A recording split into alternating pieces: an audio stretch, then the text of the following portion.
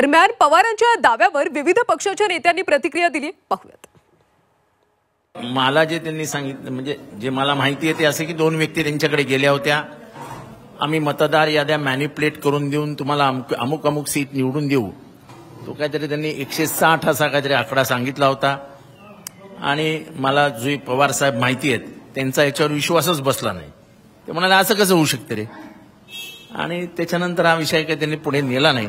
पण त्या दोन व्यक्ती ते आल्या होत्या हे त्यांनी आता स्पष्टपणाने उभ्या जगासमोर उभ्या भारताला कळेल या भाषेत सांगितलं।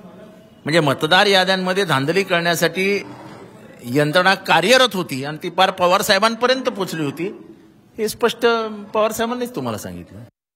असूही शकेल, कारण आपल्याला माहिती आहे अनेक वर्ष पवारसाहेब राजकारणात आहेत आणि त्यांचा अनुभव हा खूप मोठा आहे। अनेक निवडणुका त्यांनी आयुष्यात पाहिलेल्या आहेत आणि पहिल्यांदा कदाचित आपण पाहतोय की वोट्सची चोरी जी होती ती एवढे उघडपणे झालेली आहे। साधारणपणे निवडणूक आयोग भाजपच्या कार्यालयातून चालतं हे आता कळायला लागलेलं आहे। अनेकदा असं होतं की आम्ही निवडणूक आयोगावर बोलतो आणि झोमतं ते भाजपला। खरं म्हणजे हा तर अत्यंत मोठा अपराध आहे। जर त्यांना ती माहिती होती तर त्यावेळेस तिने उघड का नाही केली?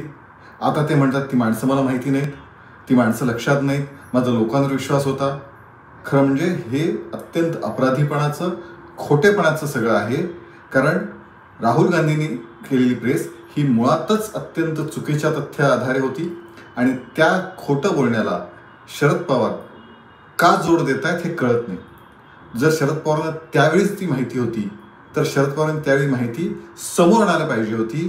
त्यावेळी त्यांनी ते गपचूप का बसले, ती चुप्पी का साधली आणि ते आता का बोलतायत याचं उत्तर दिलं पाहिजे। तर काय बोलले तर शरद पवार साहेबांचा स्टेटमेंट पण आजकाल दोन्ही साईडने बजावची भूमिकेमध्ये ते असतात, ते कधी राजकीय स्पष्ट भूमिका ते घेत नाहीत, म्हणून या भूमिकेला सुद्धा आम्ही तेवढं गांभीर्याने पाहतो। ही दोन माणसं पवार साहेबांना भेटायला आली होती तर तात्काळ त्यांनी तशा पद्धतीने त्यांच्यावरती कारवाईची मागणी त्यावेळी करायला पाहिजे होती।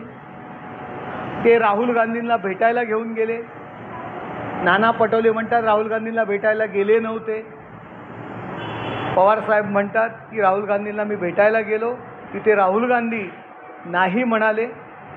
हे बघा, जनतेच्या दरबारात ची जी काही निवडणूक आता आलेली आहे त्या निवडणुकीमध्ये पराभव होणार हे माहिती आहे, म्हणून दिल्लीमध्ये कपिल शर्मा जो शो सुरू आहे आणि आता महाराष्ट्रामध्ये महाराष्ट्राची हास्य जत्रा सुरू आहे।